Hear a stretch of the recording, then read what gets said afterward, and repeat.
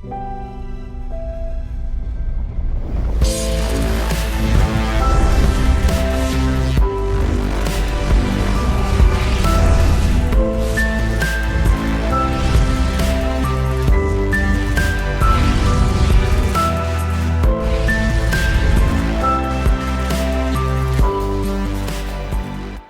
le plaisir donc d'accueillir Frédéric Simotel. Frédéric est quelqu'un de très connu à l'IDAT avec qui nous collaborons, qui est éditorialiste high-tech BFM Business, BFM TV. Et on le voit beaucoup à l'écran en ce moment, parce qu'avec toute l'actualité, matin, midi et soir, quelquefois la nuit aussi.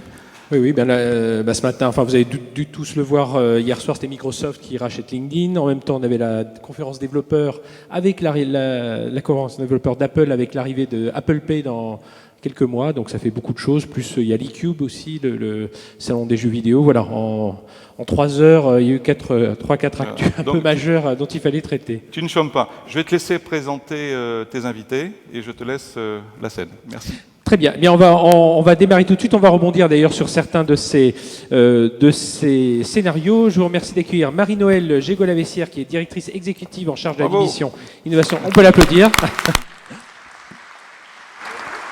Bienvenue, je vous offre un micro. Et puis on va parler transformation numérique. Et merci d'accueillir Éric Chagnot, qui est le Chief Digital Officer chez Michelin. Bonjour, on peut l'applaudir aussi. Bonjour. Bonjour. Je suis là. Vous êtes là, c'est parfait. On avait du mal à vous voir tout à l'heure, Marie-Noëlle, sur le schéma. Et en fait, vous étiez bien présent. Hein. Orange était, par le biais d'Orange Pay, était présent dans l'un des scénarios. C'est vrai qu'Orange, sur tous les scénarios présentés là, entre le customer-centric, le technocentrique, le price-centric, le confiance-centric, vous êtes au centre un peu de tout ça aujourd'hui. Oui, je plaisantais tout. C'est fort. Je plaisantais tout à l'heure parce qu'effectivement, on n'était pas forcément sur la partie mall. Oui, parce qu'on couvre beaucoup de marchés, donc entre le marché grand public ou le marché entreprise et entre nos différentes zones géographiques, forcément, c'est pas aussi différencié que ça. Je pense que la partie trust et autométhode, elle est obligatoire, c'est-à-dire que quoi qu'on fasse, il faut qu'on arrive à baisser nos coûts, à optimiser nos process, à être plus rapide. Donc c'est quasi obligatoire. Et après, on a la partie mall qui est très caractéristique plutôt du monde B2C, dans lequel évidemment les gens vont pouvoir se retrouver et puis développer finalement une relation client, parce que ce qui les intéresse, c'est quand même d'être reconnus. Et on voit aujourd'hui que le marché des applications, finalement, c'est une étape et qu'on va aller vers quelque chose d'autre. Parce que finalement, une fois que vous avez 1350 applications sur votre smartphone, vous êtes un peu perdu. Et donc, il va bien falloir concentrer la relation client autour de quelques points de contact beaucoup plus puissants qui vont être des agrégateurs finalement d'un certain monde. Et puis, la partie open sur le marché B2B, c'est majeur puisqu'en fait, on va avoir un monde qui est fait de briques, finalement, parce qu'on ne peut pas répondre à tout le monde, parce que la digitalisation impacte tellement les métiers qu'il faut laisser finalement un socle commun et puis la capacité à chacun d'aller chercher de la différenciation. Et ça, effectivement, il ne faut pas que ça soit générique. Donc il faut qu'on puisse faire des Legos et ces Legos se font dans un monde open. Alors on reparlera de ces scénarios parce que justement, en termes d'innovation, vous innovez aussi. Il y a beaucoup de partenariats, on reparlera des relations avec les startups. En termes de confiance aussi, aujourd'hui, on parle beaucoup de ce mot confiance qui revient. C'est vrai que les données se baladent pas mal, les consommateurs en laissent beaucoup. Est-ce que vous craignez qu'à un moment, il y ait un petit peu une censure de la part des consommateurs qui ne souhaitent plus que leurs données se promènent autant? On voit il y a la loi sur la République sur la loi sur le numérique qui reprend cette partie-là, la CNIL qui est encore plus attentive, il va y avoir les nouveaux procédés au niveau européen de protection des données personnelles. Est-ce que ça, pour vous, ça peut être un frein à l'innovation et comment vous réagissez, vous, chez Orange? Tout le monde dit que la data, ça va être générateur de nouveaux services, de nouveaux possibles, de beaucoup de choses. Et je pense que c'est franchement vrai. Donc il faut qu'on regarde comment on est capable d'offrir de la valeur, mais de la valeur pour nos clients. Quand vous cliquez sur l'opt-in dans un certain nombre de sites, vous cliquez sur 4 pages de doc caractère 4 ou 6 au max, Et ces 4 pages-là ne sont pas faites pour protéger le consommateur, elles sont faites pour protéger l'entreprise, et les juristes qui les ont écrites sont les juristes de l'entreprise en question. Il faut juste qu'on retourne le sujet et qu'on se dise, si je mets le consommateur au centre, dans ma façon de lui proposer un service, il faut que je le protège lui. Évidemment l'entreprise aussi, mais c'est un basique. Et donc du coup, le consommateur, il va avoir envie d'avoir un service parce que ça lui apporte de la valeur à lui, personnellement, et parce qu'il sait que ces données, finalement, elles vont être utilisées pour cet usage-là, mais pas pour un autre. Si je donne un exemple, il y a une donnée, qui est une donnée opérateur qui est très importante et qui a beaucoup de valeur aux yeux du client, c'est sa localisation, sa géolocalisation, parce qu'avec le téléphone mobile, on peut à peu près savoir où il est.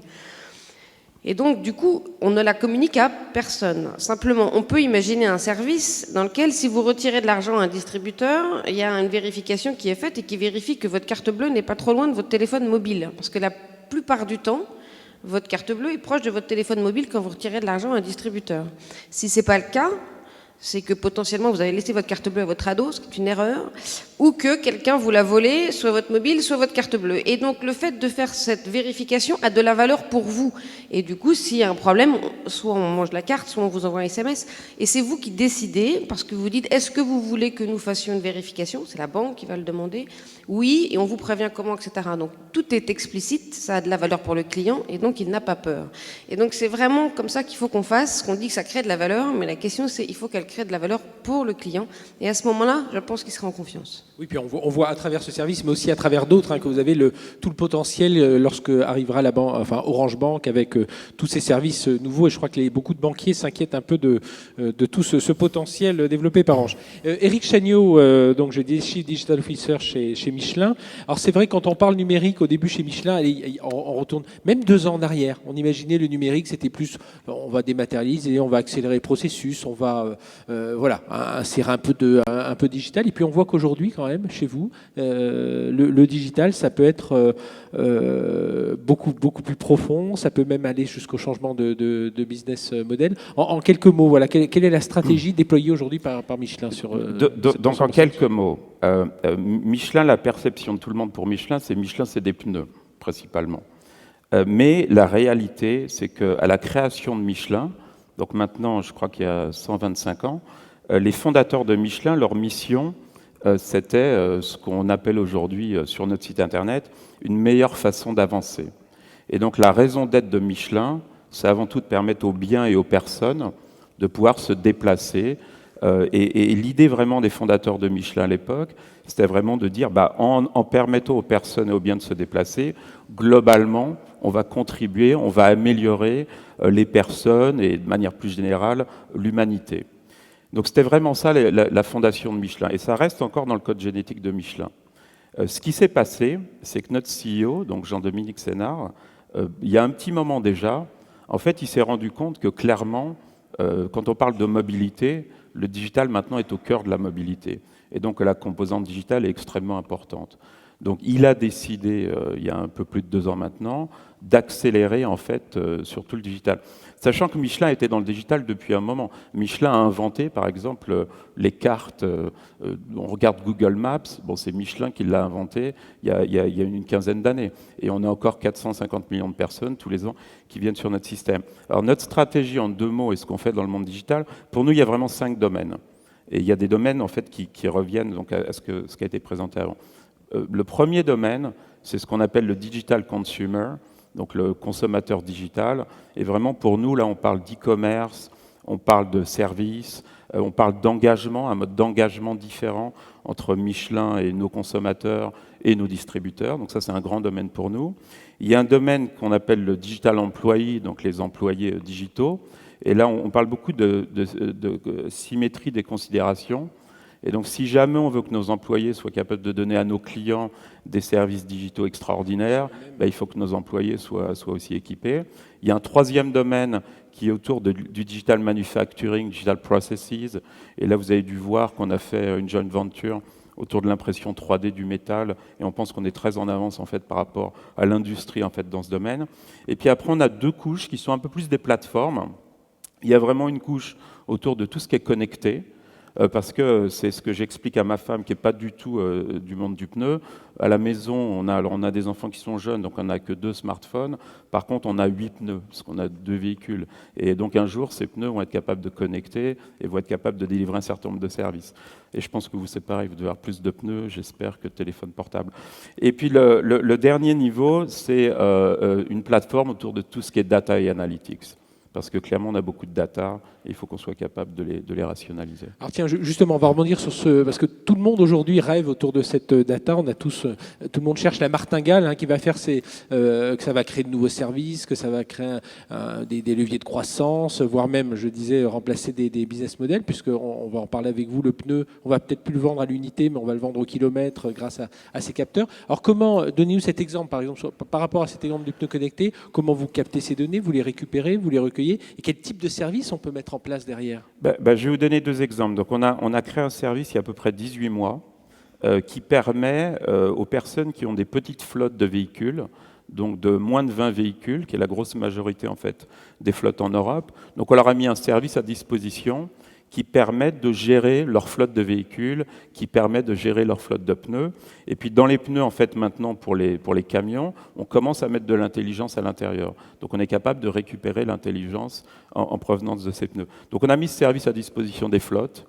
On a un peu moins de 50 000 flottes en Europe en 18 mois qui sont inscrites sur ce service, qui nous ont donné beaucoup d'informations sur leur business, beaucoup d'informations sur leur flotte de véhicules, leur flotte de pneus, même parfois des pneus de nos compétiteurs, donc c'était assez intéressant.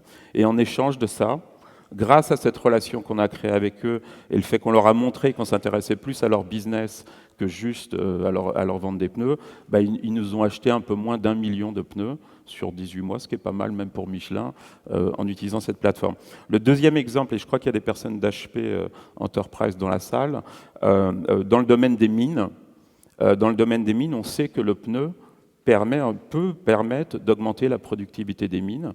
Et donc là, on a fait un certain nombre de proof of concept autour des big data, des analytics, etc., où grâce aux informations qu'on a sur le pneu, on va être capable de mesurer en temps réel la température et le niveau de sécurité du pneu, et on va pouvoir dire augmenter le tonnage ou réduisez le tonnage, ou etc.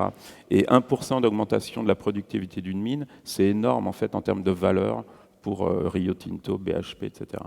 Alors, Marie-Noëlle Jégoulet-Bessière, vous êtes en charge donc notamment de l'innovation chez Orange. Alors justement, sur cette question des données, de tous ces capteurs, quel est le rôle d'Orange par rapport à des acteurs comme Michelin? Et si l'on reste dans cet univers industriel, comment vous allez accompagner ces entreprises justement à développer ce type de service?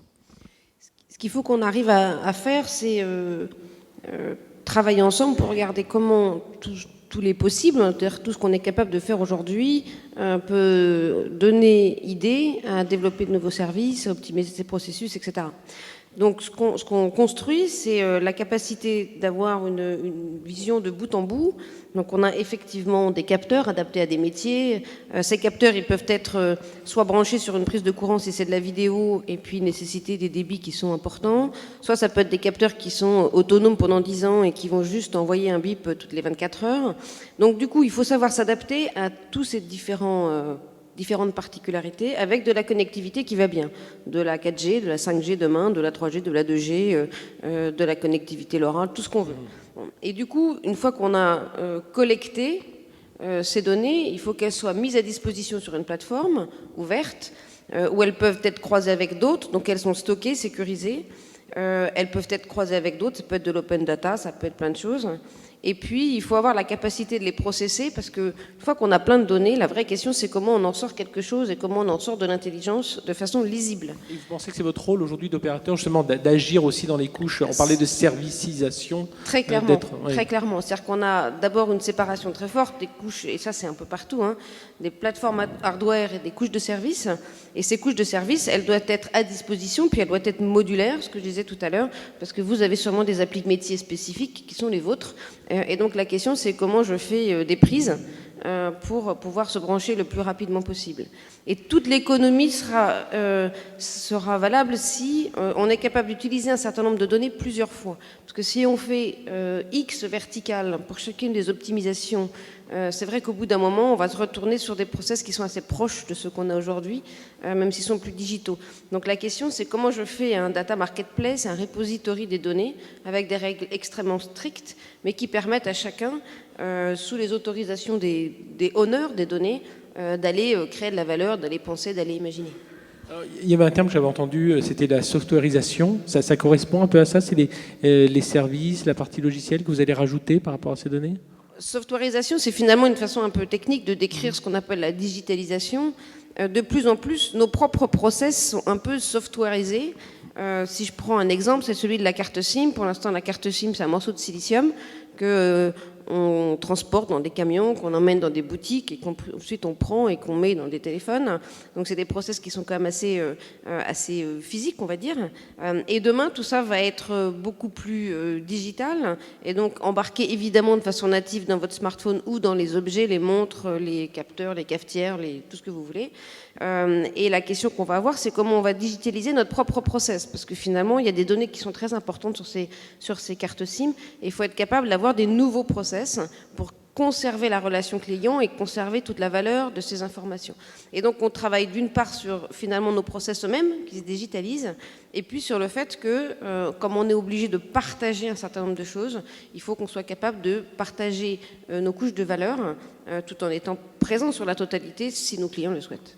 Alors justement, on va parler de cette phase de l'innovation. Aujourd'hui, ça c'est quelque chose qui a transformé, qui s'est accéléré ces 2-3 dernières années. On n'innove plus tout seul. Alors même si on est un grand groupe, on fait appel à des startups. Vous l'avez dit tout à l'heure, on peut racheter, on peut faire appel à des joint ventures. Comment vous travaillez aujourd'hui? Parce que c'est un état d'esprit aussi d'être prêt à partager son innovation, sa R&D. Donc le premier point, c'est qu'on passe beaucoup de temps avec les sociétés dans la Silicon Valley. Et quand vous passez du temps avec les sociétés dans la Silicon Valley, ce qui était intéressant dans les premières discussions qu'on avait, c'est quand on investit de l'argent, en général, on est obsédé à avoir un retour sur investissement fort. Quand vous parlez dans les sociétés dans les Silicon Valley, en fait, ils sont obsédés à apprendre. Et donc, ils vont investir dans des sociétés, des startups, etc. Et leur obsession, ça va être comment transférer le savoir de ces sociétés qui vont être hyper spécialisées dans un domaine, très agile, etc., très innovante, comment est-ce qu'on va être capable de le récupérer dans la grosse société? Donc on est en train de changer en termes de culture. Donc oui, on a envie de faire des investissements qui tiennent la route, mais on est obsédé à l'apprentissage. Donc on a fait beaucoup de choses ces derniers temps. Donc on a acquis le numéro 1 de la vente en ligne de pneus en Angleterre. On a pris une participation dans le numéro 1 de la vente de pneus en France. C'est Allopneu. Allopneu, voilà, Black Circle, c'est la société en Angleterre. On a acheté en début d'année une société qui s'appelle Bookatable, qui vous permet de faire des réservations de restaurants avec votre smartphone. Bookatable, c'est le numéro 1 en Europe. Alors, si vous allez en Europe quelque part, je vous encourage tous à utiliser Bookatable. Je m'appelle de faire ça. Mais bon. Non, mais c'est vrai, parce qu'on parle Michelin, les pneus, mais c'est Michelin, guide Michelin, voilà, c'est via Michelin. Voilà.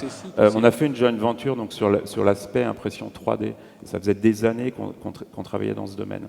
Donc, on essaye vraiment d'avoir un scénario le plus large possible qui nous permet d'intégrer au maximum les innovations qui viennent du marché. Mais encore une fois, notre obsession, ce n'est pas uniquement le retour sur investissement, c'est comment on transfère ce savoir à l'intérieur, comment on va changer nos modes de fonctionnement en fonction des divers investissements qu'on aura fait vis-à-vis de l'extérieur. Oui, parce qu'on entend tous les grands groupes aujourd'hui, ils ont un incubateur, ils mettent des startups. On avait encore Total il y a quelques jours qui a annoncé les 10 startups qu'il allait incuber, mais ça ne suffit pas. Enfin, vous cherchez vraiment celui qui va apporter de la valeur à votre Absolument. Votre métier. Et ça nous permet soit d'accélérer des choses, soit éventuellement nous éviter de faire des bêtises et nous éviter d'aller dans une direction qui n'aurait pas fait de sens pour Michelin. Idem chez vous, chez Orange, Marina Elgeo-Galavessière, vous avez beau vous appeler Orange, vous avez beau avoir des centaines de chercheurs. Là, il y a quelques jours, on inaugurait d'ailleurs Orange Garden, donc le grand centre d'innovation d'Orange.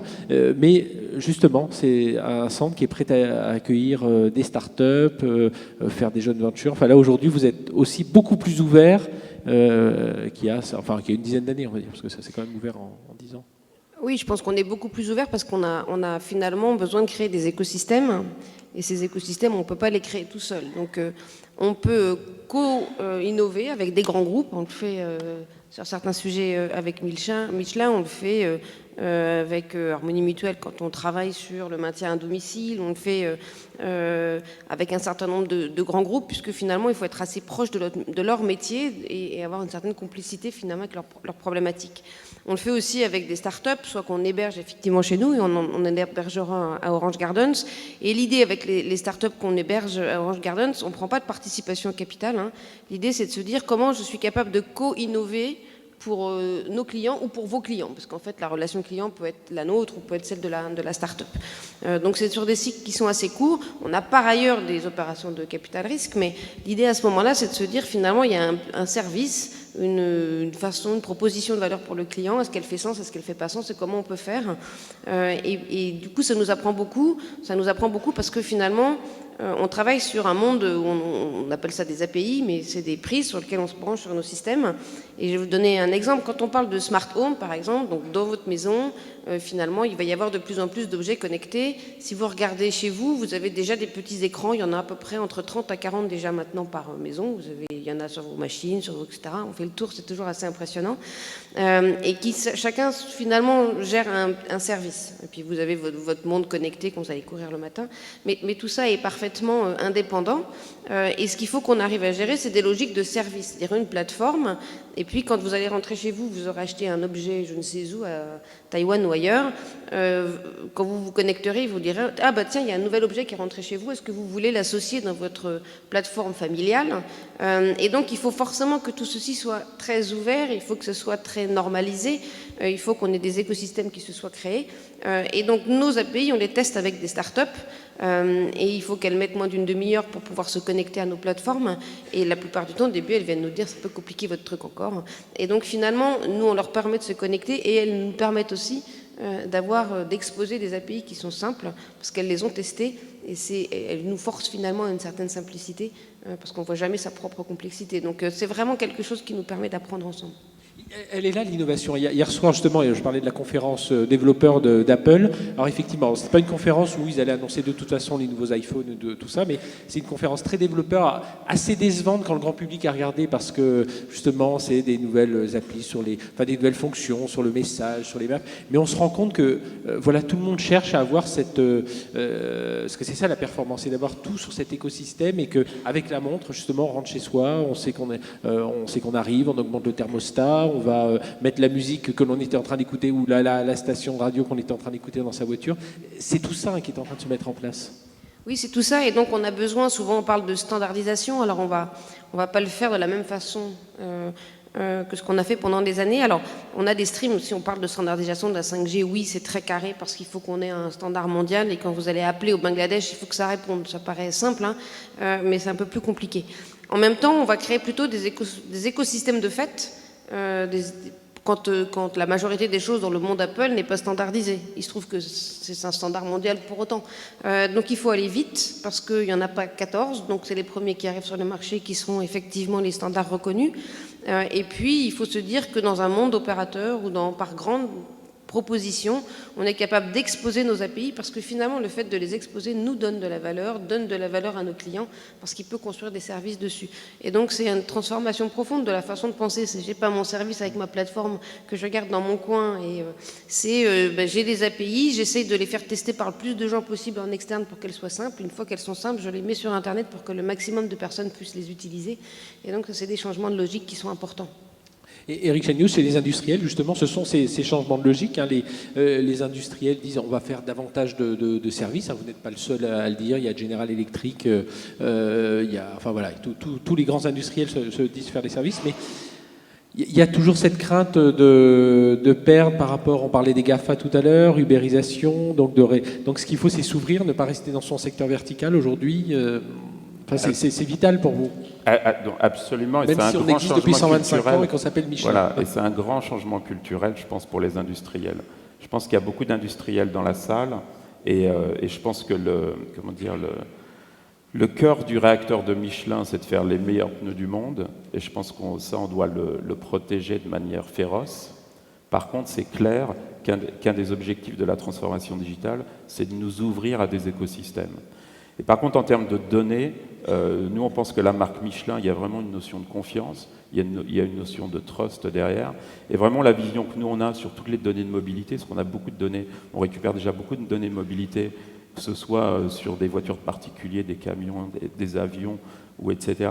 Et en fait, nous, on considère que ces données, on veut être une banque pour ces données. Et comme une banque, on essaye de faire le maximum pour protéger les données, pour être sûr que même en interne, les personnes ne fassent pas tout et n'importe quoi avec ces données, qu'on respecte ces données, qu'on respecte les réglementations, etc. Et en termes d'API, c'est les mêmes idées qu'on a. On peut tout à fait considérer que nous, on récupère un certain nombre de données, et on peut tout à fait imaginer qu'il y a un certain nombre de services qui vont aller se connecter à ces données. Mais nous, par contre, on sera en charge de protéger, en particulier, ces données de mobilité. Ça veut dire que vous pourriez presque avoir une activité où vous faites autour de la donnée, autour de cette banque de données, où vous pourriez accueillir, voire même des concurrents, d'autres intégrateurs. Alors, moi, je viens du monde digital, hein, je viens d'Apple et d'HP, et donc c'est une des raisons pour lesquelles, je pense, Michelin a décidé de me prendre. Absolument, on doit s'ouvrir au monde extérieur, et on doit être capable de travailler aussi avec notre compétition, sinon on sait que dans le monde digital, ça sera compliqué. Sinon. Oui, justement, sur ce monde de compétition, Marie-Noëlle Jegol-Avessière, dès qu'on parle de nouveaux services, on imagine voilà, des nouveaux acteurs qui arrivent en rupture. Et alors, même des gens comme Orange, avant les concurrents étaient facilement identifiables. Aujourd'hui, ça vient de partout. Hein. On parle des Apple, mais il y a des sociétés de services. Enfin voilà, ça vient. Il y a des startups aussi. Ça vous contraint à changer, ça vous contraint. Est-ce que vous avez en l'état d'esprit chez Orange, même malgré la taille du groupe, même malgré la performance des innovations que vous faites, à vous dire tiens, il faut qu'on soit toujours très attentif à ne pas se faire ubériser, pour en prendre un peu le terme à la mode? Oui, c'est un terme à la mode, mais oui, on est nous-mêmes du coup touchés par le fait qu'on s'ouvre. Et donc, comme on s'ouvre, comme il y a des barrières qui tombent, les barrières à certains investissements par exemple, et on peut faire des services de communication sans avoir d'infrastructure de communication, et ça pour nous c'est révolutionnaire. Donc il faut être à l'affût, effectivement, il faut être toujours capable de proposer de la valeur à ses clients, une valeur ajoutée complémentaire, une expérience globale qui fait que c'est par le haut qu'on va s'en sortir et non pas par un interdit ou par des mondes fermés. Et puis nous-mêmes, on est capable aussi d'aller effectivement chercher des axes de diversification dans le monde de l'Internet des objets. Là, c'est bien naturel vu notre métier, dans le monde de la banque mobile aussi. Et donc voilà, et je pense qu'il faut qu'on soit autour de ces grandes plateformes qui sont clés de la relation client, dans lesquelles il y aura de la communication, il y aura de l'achat, il y aura de la relation client, il y aura du service, il y aura du service paiement. Et donc, il faut qu'on sache avancer là-dedans avec des partenaires B2B ou des partenaires B2C. Et puis, il faut toujours se dire, je surveille mes compétiteurs, mais il y a sans doute un énorme compétiteur que je n'ai pas vu parce qu'avant, ça n'en était pas un. Et donc, voilà, il faut regarder en 360 toujours. Et puis surtout se dire que d'abord, les choses vont arriver. Parce que souvent, on disait, oui, mais ça, j'ai pas envie que, ou la SIM, elle ne sera pas embedded. Quand il pleut. Et là, en ce moment, on est bien placé pour le savoir. Donc, du coup, il faut juste regarder finalement quelle est notre place dans ces nouveaux univers, quels sont nos risques, quelles sont nos opportunités, et puis avancer assez vite. Parce que sinon, on arrive après la bataille. Il y avait un scénario là qui était open-centrique. Justement, aujourd'hui, on a l'impression que si on bascule, alors beaucoup d'entre nous ont vécu une période réseau, on parlait beaucoup de normes. Voilà, il y avait l'ATM, le X25, voilà, tout ça a été très normé dans le monde des télécoms. Aujourd'hui, on a l'impression que les standards viennent des standards de fait, et pourtant, on va avoir besoin de cette interopérabilité. Quoi. Vous pensez que voilà, il y a des standards qui vont se dégager voilà, on a l'impression que les instituts de régulation, l'I3E, enfin tous ces instituts-là, ont moins de poids aujourd'hui par rapport à ces normes. Alors, on va vivre des transformations fortes parce qu'on va rentrer dans un monde tout typé, donc on appelle ça au l'IP, au l'IT, au web, et donc nos réseaux en eux-mêmes vont beaucoup se transformer, et on va avoir finalement une séparation entre des couches qui sont plutôt hardware et des couches qui sont plutôt software, et finalement entre un service de com, c'est un service transactionnel, comme un service de paiement. Et donc il n'y a pas beaucoup de différence dans la nature même du service dont on parle, sauf que on transporte pas forcément la même chose.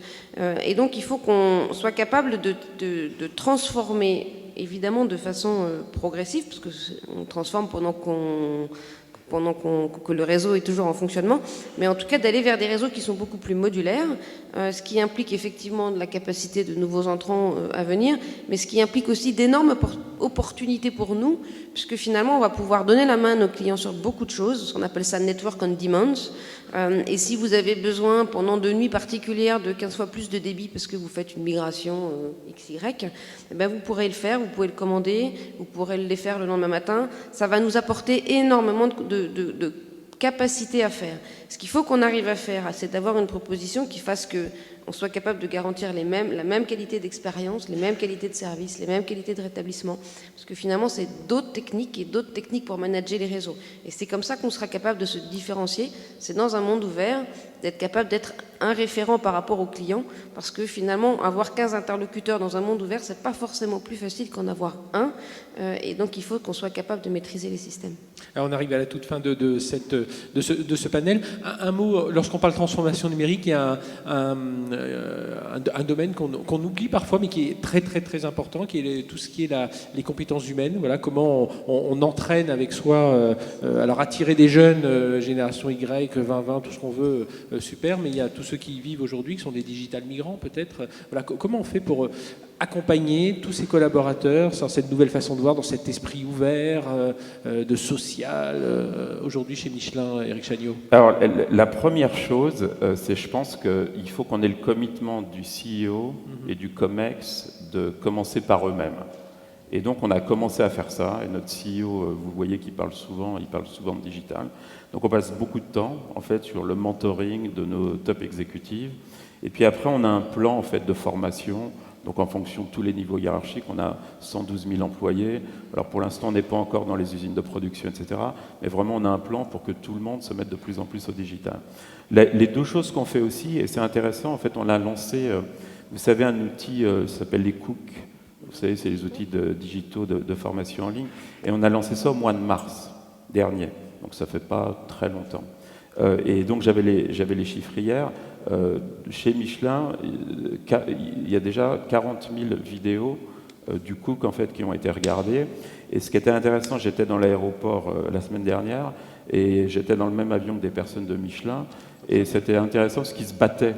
Donc ils se créaient des batailles ensemble. Voilà, donc c'était assez intéressant. La chose qu'on a aussi, c'est un réseau social d'entreprises. On a 35 000 communautés sur notre réseau social interne. Et en termes d'engagement, on est à peu près 10% au-dessus de l'engagement moyen en fait, des entreprises en moyenne. Donc on est en train de faire un certain nombre de choses pour transformer notre population. Mais ce qu'on fait aussi, c'est que quand on fait des acquisitions, donc par exemple quand on a fait l'acquisition de Black Circle, le CEO de Black Circle, en fait, nous aide énormément. C'est un jeune. Il nous aide énormément dans toutes nos opérations d'e-commerce. Donc on essaye d'intégrer ces jeunes talents, et au début c'est un peu disruptif, parce qu'on est une entreprise plus établie en fait, on va dire que des startups, mais on essaie de les intégrer et ils vont nous challenger, sur les plans qu'on essaye de mettre en place. Il faut accepter ça, mais je pense que ça vient vraiment du sommet. Si jamais le CEO et le COMEX, ils ne sont pas prêts à être challengés par la jeune génération, je pense que c'est compliqué. Alors nous, on a de la chance, parce que notre COMEX et notre CEO en particulier, ils sont très ouverts en fait sur ce genre de choses. Chez Orange, Marie-Noël, même si évidemment la techno, enfin tout ce qui est digital, c'est dans le cœur du métier d'Orange, mais voilà, il faut aussi accompagner, notamment par rapport à ce monde d'ouverture. Oui, on a de la même façon que vous des réseaux internes, etc. Et on les a beaucoup modernisés parce qu'en fait, ils étaient, comment dirais-je, un peu old fashion, et en tout cas, ils n'avaient pas du tout la qualité de ce que chacun d'entre nous peut trouver quand il va dans sa vie personnelle sur LinkedIn, sur tout ce qu'on veut. Donc on s'est dit, s'ils sont pas... C'est ça, parfois on a l'impression que quand on rentre dans l'entreprise, on oublie tout ce qu'on fait à l'extérieur. S'ils sont pas au minimum au même niveau, les gens viendront jamais, et c'est vraiment pitoyable. Donc on avait vraiment besoin de faire ça, d'ouvrir beaucoup. On fait aussi des expérimentations avec ces réseaux-là. Par exemple, les compétences de nos collaborateurs sont beaucoup plus explicites, beaucoup plus à jour et beaucoup plus détaillées sur LinkedIn que dans nos bases internes la plupart du temps, parce que c'est la personne qui va le mettre au courant. Donc comment je peux utiliser finalement cette information-là. Et puis en interne, on a un vrai sujet de développement des compétences, parce que quand on dit softwareisation, ça veut dire qu'il faut coder. Et donc du coup, dans notre vie de tous les jours, on s'aperçoit que le code va devenir de plus en plus important. Et donc il y a 3 niveaux. Finalement, qu'est-ce que c'est que le code? C'est une langue. Donc c'est une langue comme l'espagnol, l'anglais, le français. Et donc quand on veut parler tous la même langue dans l'entreprise, il faut qu'on ait des rudiments de cette langue-là, le marketeur, la personne qui s'occupe de la relation client, évidemment le designer, etc. Et donc on va former 20 000 ou 30 000 personnes à avoir les rudiments d'une langue commune pour qu'ils puissent parler ensemble dans une équipe projet, parce qu'en équipe projet, on a tout le monde, et il faut qu'ils aient du vocabulaire commun, de la grammaire commune pour se comprendre. Donc ça, c'est vrai, il faut que ça soit massif dans l'entreprise. Ensuite, on a des gens dont le métier est touché par le code, même si c'est pas leur métier de base. Un designer, jusqu'ici, quand il dessinait un carrousel ou quand il dessinait son output, son livrable, c'était du PowerPoint. Et donc, il y avait un doc de 100 pages qui expliquait c'est rouge, c'est bleu, c'est carré, c'est rond, etc. Aujourd'hui, finalement, son livrable, c'est un morceau de code que tous les développeurs vont aller appeler quand ils vont coder. Et donc tout cela, ils ont le code finalement rentre dans leur métier, même si c'est pas du tout leur métier. Donc il faut qu'ils soient formés. Et puis on a les développeurs et les codeurs qui doivent être beaucoup plus nombreux. Nous, on va les multiplier sans doute par 2 là dans les 3 ou 4 ans qui arrivent. Et ça c'est majeur. Et puis il faut que de plus en plus on ait des gens qui soient dans la culture du doux, du je fais, et que ça devienne beaucoup plus des réflexes. Voilà, donc ça change la culture, ça change la façon de travailler de façon assez colossale. Bien, merci à tous les deux, on peut vous applaudir, merci pour votre témoignage.